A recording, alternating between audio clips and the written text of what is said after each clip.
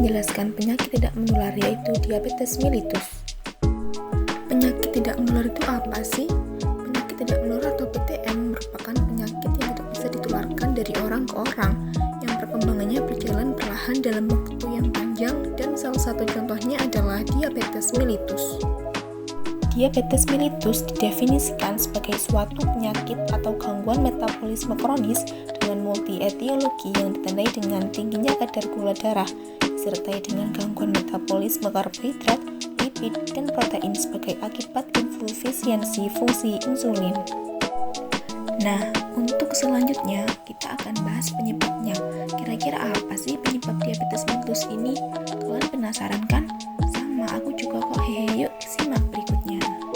Penyebab diabetes mellitus meliputi kurangnya aktivitas fisik, asupan gula yang terlalu tinggi, terganggunya respon tubuh terhadap insulin, berkurangnya produksi insulin oleh pankreas, dan kinerja insulin terhambat akibat adanya hormon lain. Ternyata diabetes mellitus juga ada jenisnya loh. Simak lagi yuk. Jenis diabetes mellitus dibagi menjadi 3. Yang pertama yaitu diabetes tipe 1.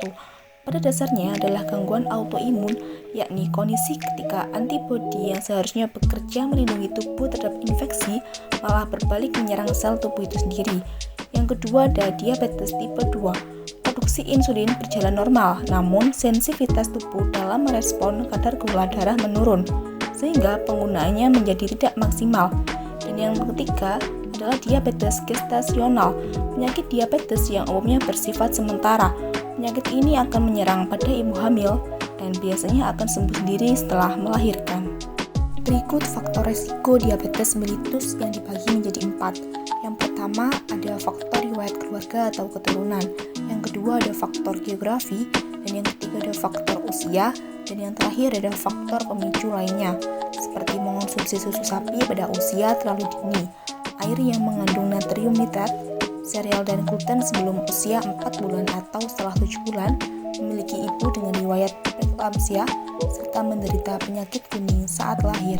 Adapun gejala diabetes mellitus meliputi peningkatan rasa haus, peningkatan frekuensi buang air kecil, mudah lelah atau rasa kelelahan terus-menerus, adanya gangguan penglihatan seperti pandangan yang kabur, terjadinya infeksi pada tubuh terus-menerus yang umum terjadi pada bagian gusi, kulit, maupun area vagina pada wanita, penurunan berat badan yang tidak jelas apa penyebabnya, dan yang terakhir ada kehadiran keton dalam urin. Keton adalah produk sampingan dari pemecahan otot dan lemak yang terjadi ketika tidak ada cukup insulin yang tersedia. Lalu bagaimana cara mencegah diabetes mellitus?